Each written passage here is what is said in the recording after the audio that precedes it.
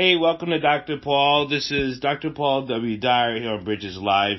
And, I like to come to you all live, and it's a recorded show, as you know, because you can get it on iHearts and iTunes Radio. You can catch the podcast then, and you can always reach me on drpaulholisticscience.com and drpaulwdyer@gmail. And for your always questions and comments, I'd like to thank my sponsors for helping me put on the show and support the show. And for all you customers and clients and people out there who listen to the podcast, thank you for supporting the show by listening and sharing the podcast. You can also support the show by sending in a donation to drpaulholisticscience.com, and you can catch me there. But let's get right into the show, and I want to talk to Jeremiah Isreal. My brother, we're back on the show again, and I'd like to thank you for coming on the show with me. You're very welcome, Dr. Paul. And first thing I want to say is I appreciate you.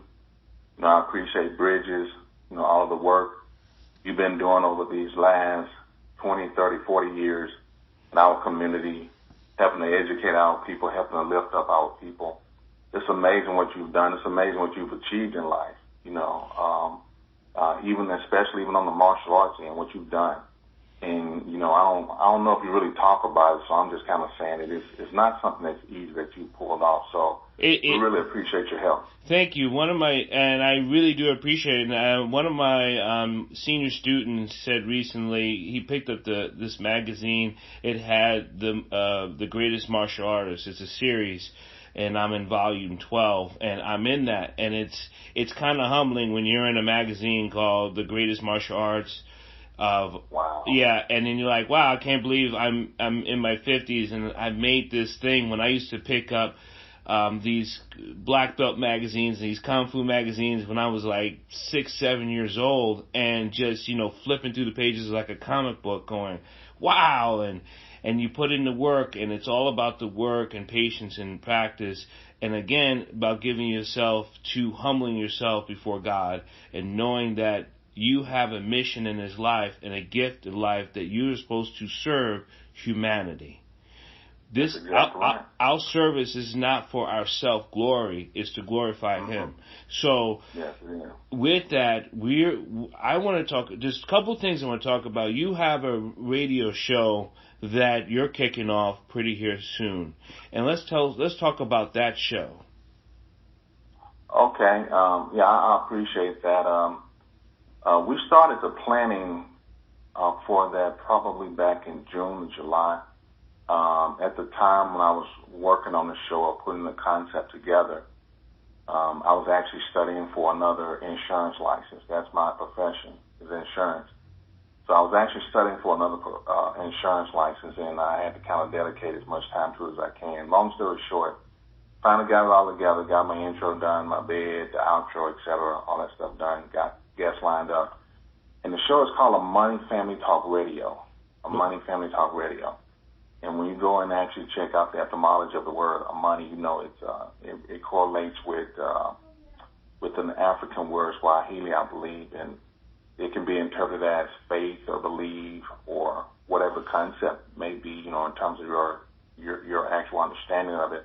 I spelled it with an A instead of an I. My daughter, my third oldest daughter, her middle name is Imani. Is that right? Yeah. And guess what her first name is? You would never guess. You could probably guess. Her name is Justice. Really? Yes, Justice Imani. Wow. And that is a powerful name. Right. So when and how she got her name, I was out in deployment in my military life, and I was in this country, and we were doing our thing because I was in special operations in the military. We were doing that thing, and we just saw so many deaths and so many bodies all over the place. Wow. And and dead bodies, burnt bodies, all that. It was just because it was one of those cleansing countries where they were killing people after people, villages after villages, doing this cleansing. And I called my wife at the time, and she's passed away, and And this was the only child I had not prayed for the name. And this is my third. My first one was named Raven. My second daughter was named Haley. And I prayed for both of those names, and they came to me in prayer. But this third daughter, I was able to call home on a sat phone. And I said, I want to have another baby. And she says, okay. And I said, I got to name her Justice Imani, because right now I don't see any justice in this world, and I don't have faith at this time in my life. And I just need to know that this will keep me forward in justice and have faith in it. So that's how she got her name, and she knows that. And I said, honey, I needed you to bring faith back to me, because what I was going through at that time was not faith-based. It was horrific. So, yeah. So go ahead, finish your show, though. That's very powerful to give, a child that name, because it has connotation to it. And as you know, in the African culture, we always named our children. There was a meaning behind the name. Mm-hmm. We didn't just pick a name out of the air. That's what Roots was about. That scene in Roots. Yes. With Kizzy and et cetera, et cetera. So yeah, that's the name of the show. And if you actually kind of play around, and I won't say play around, but change up some of the letters in the word Amani, you can actually come up with the word I am a man. Yes. And just that word. Yes. So and the way it happened to me, Dr. Paul, is that I literally woke up one Saturday morning, and this is a true story. I literally woke up one Saturday morning, and I literally wrote out the description for the show in like 4 hours. When we are spoken to, and this has a lot to do with what you're doing, what I love to do and achieve, when our hearts are clear of the distracted noise that is trying to predicate you to be a victim. When your heart is clear, God speaks to you and has a purpose for you, and it will just come to you. I thoroughly believe that. I do too. I'm a witness to it. I've always believed in God, Yah. I'm way past the white Jesus thing. I understand all that concept. Me too. And our relatives, they did the best that they could. I don't beat them up. I don't go back and call them coons and all that stuff. That's totally unnecessary energy. Our people held on to what they could believe in after certain things were stolen from them. Right. So I walk in that alignment for respect for my elders, regardless. Even Elijah Cummings, who just passed, that was a brother on another platform, putting out a video about exposing Elijah Muhammad. I don't like that. Elijah Cummings, I don't like that kind of stuff. First of all, he's an elder. Yes. And he held on to what he could do. Look at where he came from. Right. Look at the circumstances he overcame. And he never left his people. He did the best he could with what he had with him at the time. And that was his level of understanding. And those are those tools. Those are those tools I know you've been teaching and giving people, and we try to do that, is give those tools to the people so they not just succeed. We need to look at, and I think so many people look at succeeding as a mountain hill to climb. Succeeding is a process. It's not something you climb to. It's something you are doing every breath and every step you take with all the tools that are given to you. It's not something you end at. It's like you're not successful and that's it. You're succeeding as you move forward. That's exactly right. And that success process itself and overcoming those hurdles, those journals, those distractions, is part of what creates the metamorphosis of the butterfly, if we can use that analogy. So I believe that that's part of what happened. I'm not the only one. I'm sure other people have gone through that. I think I'm a lot wiser now, especially in my 50s. I think back at it, I'm like, man, I'm a lot wiser now. And in the spiritual realm, we have a thing called discernment. Mm-hmm. So there's a lot of things I pick up by discernment. Yes. You know, and I never have to meet a person. I never have to meet them in most cases. I can just pick up on discernment, particularly what's going on with them. You want to explain that to people who might not know, who's probably flipping to a dictionary as they listen to this, like the certain. Okay, I'm going to give everyone the country version of it. You know, the version I learned in church or whatever. But basically, it's a spiritual concept. You've heard of mother wit. I'm pretty sure you've heard that term. I have. You're old enough to heard that term. Okay. Well, mother wit is what is short for mother's wisdom. Mm-hmm. You know how your mom would know things and she never see you, and she's looking in the west direction and you messing up in the east. You're doing something over in the corner, and she tell you to stop. And if you don't stop, she's in another room and throw a shoe and hit you in the back of the head. The famous shoe that doesn't matter where she throws you from, you get hit with it. You're getting hit. You know, so it's a matter of almost like picking up on things spiritual. See, there's different dimensions that are in this world that we walk through. Mm-hmm. And we only see two, probably, basically, you know. In fact, most of us have been trained down to only operate in direct evidence, is what the law called it, direct evidence. So most of us operate off that because we operate off of quote-unquote knowledge. This goes back to the book of Genesis, and I don't try to get into religion or anything like that, but, you know, it's an understanding of that. But we're taught to operate in those senses. So to have discernment means that you pick up something that's not obvious. You know, some people may call in the world a feeling about something. A bad example would be like for a woman can pick up or think that you're cheating on her. She doesn't see the evidence. She just feels that she feels it. So that's part of it. And so part of that, I believe, really came from my grandmother, who was part Indian. She was actually, I didn't appreciate it then. I appreciate it now. I remember seeing autographs from my grandmother, actually arrows. You know, like arrows they used in bow and arrows, feathers, all that stuff, man. So as I got older and really began to wake up, you know, and I made my ventures through, I won't say ventures, but part of my travels included the Nation of Islam for a while with Minister Farrakhan. Part of it included the Apostolic Church.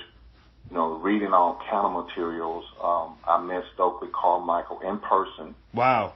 At the college I went to at the University of Texas. He was one of our mentors. We had a little group called The Truth back in the day. And my father was a Black Panther. Yeah. See, that's what I'm talking about. It's in you. See, that DNA is in you. You can't really help yourself. And I also met Dr. Ivan Van Sertima. Okay. We met him. It was a doctor. Dr. Hill was one of our mentors. Dr. Victor Hill looked kind of like Malcolm. In fact, he grew up around the corner from Malcolm in New York, believe it or not. And so that was one of his influences when he was probably about 13, 14 years old. And so these guys were like the cornerstone of my waking up process. So they suggested books to us to read, and you know, and a lot of students were out partying on Friday night. We was in the library studying, man, believe it or not. So that was part of my process of it. You know, as you started the radio station and the show, and it's about educating our people, and as I was just thinking about my daughter being justice in mind and having faith in justice, have you ever thought about getting an attorney on your show? Yeah, I have. Right now, the main attorney that I'm looking for is one who, well, I have an attorney on my show already. She's actually an entertainment attorney out of Memphis, Tennessee, Angela Green. But I was thinking of like a criminal. Yeah, that's what I'm saying. I want a criminal defense lawyer on the show, even if it's on a monthly basis. to come in and actually break down, what the rights are, particularly the Miranda rights, because one of the most frequent stops. See, a lot of times what happens to us with police officers, that we was to break it down statistically, a lot of it has to do with traffic stops or walking in a neighborhood or something like that. I'm not talking about necessarily criminal. If we go out and actually commit a crime. But like, for example, I posted something on blackenough.com, which is where I found out about you at. But it was a long time ago. But it had to do with these police officers in Arkansas knocked on the wrong door. They knocked on the wrong door, and they had a warrant. They knocked on the door, and they actually had no right to actually search the house. Okay? So I want a criminal lawyer who actually can explain to people, if that happens to you, what are your next steps?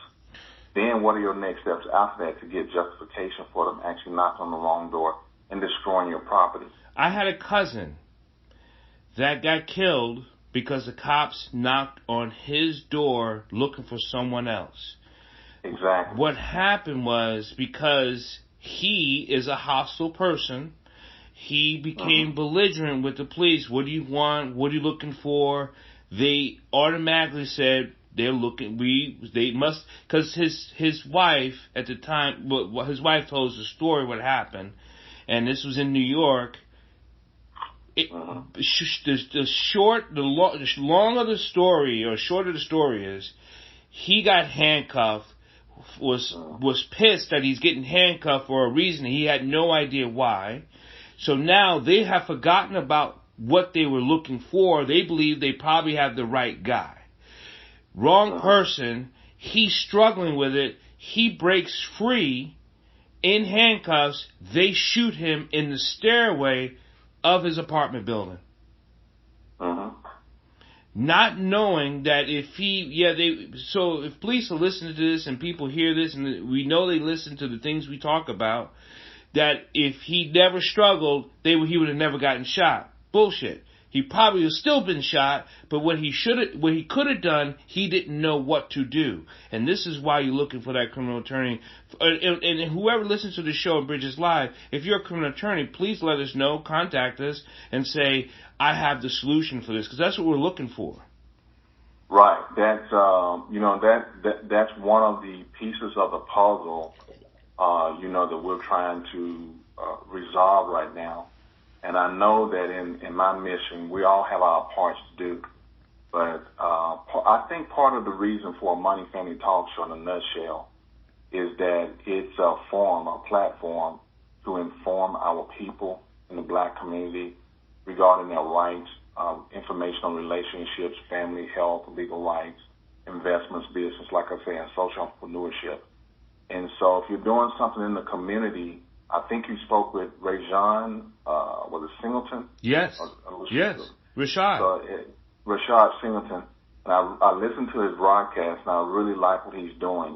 His wake-up call has been amazing. Yes. And what he wants to do in our community. So I'm looking for people like that. He always has a place on our show as well. If he ever want to interview and come on and talk about what he's doing, it's perfectly fine. Because we all have a role to play, to bring the best. And I'm not jealous at all, Brother Paul. I don't get into that. I don't get into trying to compete with so-and-so. I'm not into that corporate nonsense. This is about the last days that we're living in. And if we don't straighten up, by the year 2050, I don't know where we're going to be if we don't get this cleared up, to be honest with you. Well, we do know statistically, if we follow the lines now, like Dr. Claude Anderson says, and like Dr. George Frazier I had on my show, we will be financially broke. Okay. I didn't want to say that, but go ahead. we will be financially broke, because right now they've been enslaving our minds in fear of what we are not. And I'll say it again slowly. They're enslaving your minds and keep telling you what you are not. Because once you realize what you truly are, that will break that chain. That will break that fear. Because they are very fearful. of what we could become if once we recognize who we truly are. Mm-hmm. Yeah, I believe that. I believe that. That's the education we're trying to give in all things. And here's the other thing I like to tell my friends and who are white friends and any other who are non-blacks. Don't be fearful. Right. Because if you are fearful, you are already on a defense. You're already clogging your heart to not be pure. And this is what's happening even to the black culture. They're in a war-stated mind. Well, part of, and I totally agree, I think part of the weapon that we have to understand and position ourselves to deal with is almost like amnesia, almost like a cultural dementia. And so it seems like the human memory, to current events, for example, what is it, about 3 to 6 months in the media? Yes. And folks forget something happened. Well, it's probably about, the way it's going now, looks like it's about 3 to 5 years culturally or less, in terms of, especially some of the things we were taught growing up in our generation, what we did. And so it's up to us, call us old heads, G's, whatever. It doesn't matter to me. It's up to us to give back. And giving back does not mean always dollars. Correct. Sometimes it's knowledge. And one of the things I've experienced from younger people so far, and I'm guilty of it myself in terms of I have a son like that, and I understand why he thinks that way, why he operates that way. I'll take fault for that. But my issue sometimes with younger folk is that it's unnecessary to start from scratch with knowledge. When you have adults around you to give you that have gone through it. Right. So we want you to start out with if I can use an educational analogy, an associate's degree. Yes. Start out with that. And then by the time you're out of college, we're talking mentally now, you have a bachelor's by the time you get out of college, out of high school, in terms of dealing with people and knowing what's going on. But we think it makes us grown to have to figure out everything the hard way, to have to figure out how to become financially literate. You don't have to suffer. You don't have to suffer. It's totally unnecessary. Right. I remember in high school, Dr. Paul, each summer, there was this one guy. You never saw this guy in the summertime. You never saw him after high school. You never saw him. Guess what he was doing? He was working at his father's insurance company, learning the insurance business because he was the third one in the family to actually inherit the business. That's why we never saw him. But during the school year, played basketball, A student, everything's great. But he learned something that it's taken me 3 or 4 years to master this insurance game. He learned that at 18, 19 years old. Why? I'm not sure if I want to ask a why question, but I think I think I'm going to have to, because I'm looking for it in my head. Or is it, why don't our children take pride in learning, like you were talking about the young man, whether they want to be it or not, whether they ever want to do it or not, why wouldn't they want to learn from the elders? He may not ever want it to be in an insurance business, whether he took it over or not. Learning it from your father or elder or whoever those men and women are in your family or around you, those skills is what you're talking about. Well, I think part of it is social, pardon my French, social retardation in our culture. Some things don't come across sometimes as cool. I can't imagine if my father was an insurance man and the students didn't see me and they found that I was a nerd somewhere learning the insurance business. In fact, what's so strange about the insurance business, believe it or not, there's a couple loopholes in the system. And I talk about that on my show, the Amani Family Talk Radio show, which is on blogtalk.com. But one of the loopholes in the show is the age requirement. It's not 18. People think it is, but it's not. You can actually hold a license at 16 in some states. I did not know that. Yeah, 16 years old. So by the time you become 18 or 19, if you run the business right and set up everything on residual income, you're set. You definitely set at 25. You understand? But we grow up not knowing that. Mm-hmm. It looks boring. It's not cool. You know, it's not that the girls are not interested in that. But this guy never had any money issues. Never had any money issues, and that was the reason why. So it's part of it is a breakdown that we have to get past, and actually have to think about it. You know, one of the guests on my show, the first show, was Yolanda Moore, and great sister in terms of what she's doing. She's a franchise business style owner, and that was a mouthful. She had to break it down in terms of what she's doing. But she taught her son how to do Forex investments and how to actually sell and resell sandwich leases, which is a fancy word. Most real estate agents hate to hear that word because it kind of cuts them out of the business. Right. This guy learned that at 18 years old, 19 years old. I don't know how many pieces of property he owns, but he gets residual income just off that. So at 25 years old, he's financially independent. He also owns a website where he probably makes $6,000, $7,000, $8,000 a month just off the website. 25 years old. Yeah, just by owning the website. He doesn't have to own he just owns the site. Yeah, he actually, he sells products on his website is what I'm saying. Okay. So it comes through and he figured that out.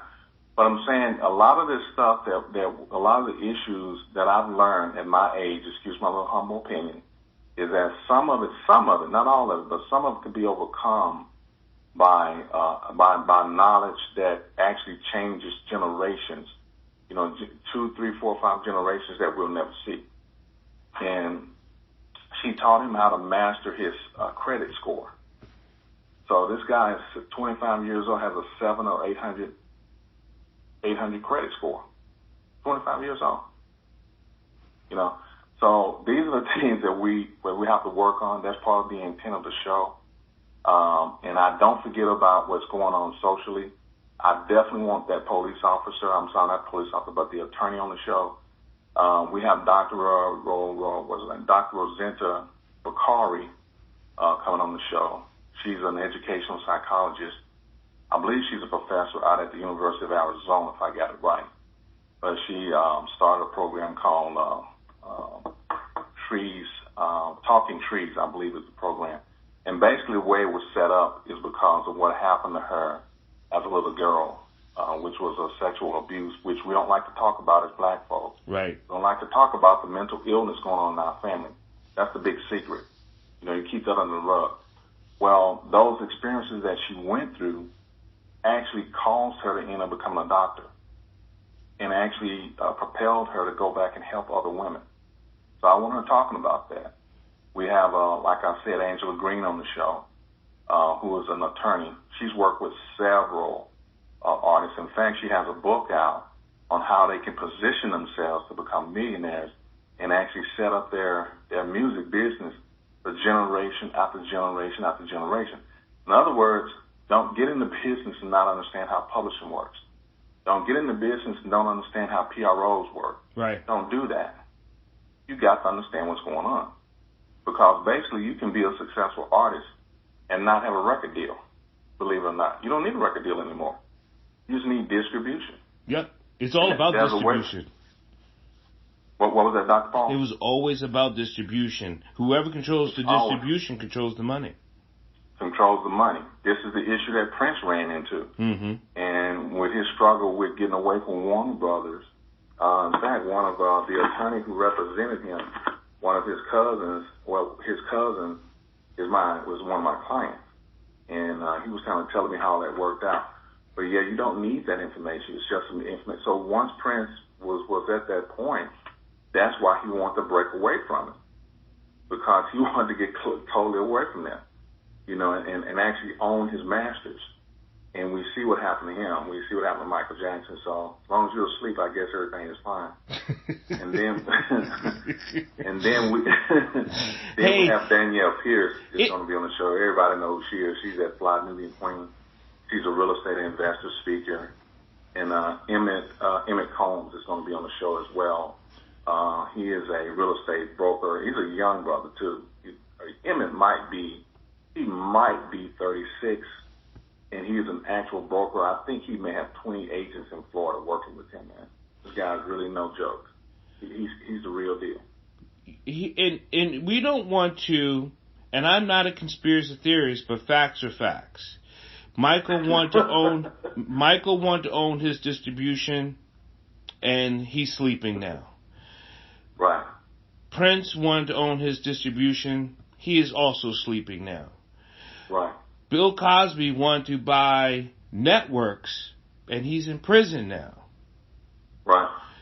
Ice Cube is trying to buy some Disney channels, and they're blocking him. Right. Read it for yourself, people. Go do the study. Whether you are for or against. If you are for it, understand what's going on. If you're against, understand what is happening and understand why you may have some hostile brothers and sisters out there. But if you don't... Go ahead. You're bringing up some good information. Dr. Paul, I'm going to actually stand on my Musicians Institute graduation. I'm a musician. I don't know if you knew that or not. No. Yeah, that's why, really back in the day I tried to follow this. I used to work for Kirk Franklin's record label in California, in Inglewood. I was the first graduate from my school to get an intern there. I worked with Sandra Adams. I worked with Claude Valahad. It's a funny name to pronounce. I apologize, Claude. And Vicky LaTalahad. That's it, LaTalahad. I think they're from Louisiana.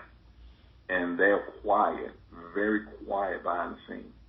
And you would not know there was a studio over there at all. And so, but what I learned in the process is that when you get into contracts in music, there's a legal term called perpetuity, I believe is the way it's pronounced. And that's basically the way that the property passes on after a certain amount of time from generation to generation. Exactly. And so part of the process of blocking that is to prevent an estate from being built up off of that artist's work. If you go back and do the research from the 70s, particularly, well, even in the 60s, but a lot of those artists died broke. Yes. You're seeing them on TV, they're performing. Michael Jackson was one of the smartest, I kid you not. He was actually one of the smartest business people in the industry. And it actually shocked him in terms of what he was working on. So one of the things that they did, the media tried to do this to a certain degree. We really never knew exactly what was going on. They always tried to put him and Prince against each other. And they actually had massive respect for one another. In fact, once Michael passed, Prince was up all night, man, by himself. Just didn't want anybody to talk to him. He couldn't believe it. And they were on the same mission. So when Michael Jackson passed, man, this guy had so much publishing under his belt. I believe he owned the Beatles. He did. Believe it or not. He did. In his portfolio. And you will be surprised a lot of the artists' material that Michael had actually owned, he was doing this behind the scenes. So he was worth more dead than alive, believe it or not, once he passed away. And so you'll notice that this happens. I don't think it's a conspiracy, Dr. Paul. I really don't. It is what it is. Yep. To keep it in check. And my being in the music industry for a while, it kind of woke me up. I worked for a guy who, I'm not going to say his name, but I used to work for the guy. I was the VP, Vice President of A&R for the guy who created the Gap Band. Okay. The Gap Band, Burn Rub on Me. So, I used to work for him out in Beverly Hills. And so, very interesting life now that I look back. It's been a long time. But they taught me. Go ahead. Me and Rashad Singleton, we talked about how we both knew, most people didn't know if they listened to the other podcasts, is that Martin Luther King was killed when he was working on getting blacks their money back. Absolutely. There's more to him than I had a dream. Yeah. And most people have not read his books, have not actually sat down and listened to his tapes to understand where his mind was going. He was working on reparations. That's why he was killed. Serious stuff, man. Yeah. You know. And so someone posted something a little while back, and, you know, and of course, I always like to shoot down, you know, with no understanding. I always like to go back and call folks coons and this didn't work for us. So they read one book on black history, and now they think they know everything. 25 years old and think they know everything, you know. And that's very frustrating to me when you have a history of 35, 40 years you can go back to, and you read one book or listen to one tape on YouTube, and now you're the wizard of black history now. Are you serious? So, yeah, that was a lot to Dr. King. He knew he was going to pass. He had gotten threats for years on what was going on. They definitely did not want him and Malcolm actually to come together. That was a no-no. Yeah. And that was the next path to him, was for those two to actually get past their differences and actually create an organization. That's where they were headed. Well, we know Hoover killed Malcolm and allowed almost, and I've been writing this, and I spoke about this. It's called toxic tribalism. When you can, yeah, I heard that. When you can put people against each other and cause them to against war with each other, you don't have to do much, and you just let those dogs fight. And that's what they keep creating in our minds, is that it's something against you, it's we against us, it's all this craziness, and it's affecting us. We need to clear that up mentally. I totally agree, and I'm glad you brought that up, because I want to say this. This kind of ties into the show as well. I know there's conscious or woke, quote-unquote, black community workers, etc., out there now. And my suggestion is this. I'm just a little guy from the country, man. You know, I'm not an attorney. I have all these accolades behind my name. I thank God for the wisdom that I do have. I thank Him for the experiences I've gone through. This is what I'm going to say. In order to unite, you're not going to have 100%. Even in sales, you only get 80% of the people do 100% of the work. You have that 20% fall out of that variance, okay? So what I'm saying is that, but if you're going to try to actually come together as a people, you have to find some core things that you have in common that you unite upon. One of the things that we're not going to unite over is religion. Mm-hmm. I've learned that. All that's going to do is cause fights. Seriously. You know. And so that's one of the things that folks have to get past. You're not going to get past that, but you have to come together over one particular idea that unites you. And there's a couple things that unite us and will have us to come together to try to help each other. And then we have to get back to loving each other, Dr. Paul. Love, kindness, and compassion. We have to get back to loving each other, because right now we really don't. I'm keeping it real. This is a very real comment I'm about to make. And some of the most harsh damage I've ever received, particularly in my industry, in the insurance industry, has been from black folks. Yeah. And, one group tried to literally destroy me because of my, my sales techniques and, but I've been working at this a long time. I didn't just learn this yesterday. You get what I'm saying? I do. I didn't just learn this yesterday. It took me 20 years to get the skill down, whereas I could do it and make it look easy. If you think something is easy, like a person want to actually emulate Michael Jordan, go out there and try what he does when he was at his peak. You'll find that it's not that easy. He worked on that a long time. In fact, he was a failure at basketball, even through high school. Correct. When you go back and read his history, he had to learn that. That's how he got so good, because he failed so many times. But we live in a society now where people think things are microwave because of the social media out there. and you can do it 1 or 2 times and you're on TV like Kim Kardashian or something. It doesn't work that way. Well, we're going to have to save this for another show. There's other things that we're going to be able to talk about, and we're going to be a part of your show, and we're going to put this out there. I want to thank everyone listening to Jeremiah Israel and Bridges Live with Dr. Paul, and you can always catch us on iHeart and iTunes and also my YouTube channel. Jeremiah, you want to leave us with anything before we take out of here, before we have to move on? I just want to say thank you, Dr. Paul. I've enjoyed it. I'm going to go ahead and jump on this other call in a minute. But thank you for all that you do. Thank you for inviting me on the show. And, let's do our best to take everything to the next level. One of the things we say is that peace in you is the beginning of peace to everyone else around you. Yeah. Absolutely. Absolutely. God bless, man. Thank you. Be blessed. All right, bro.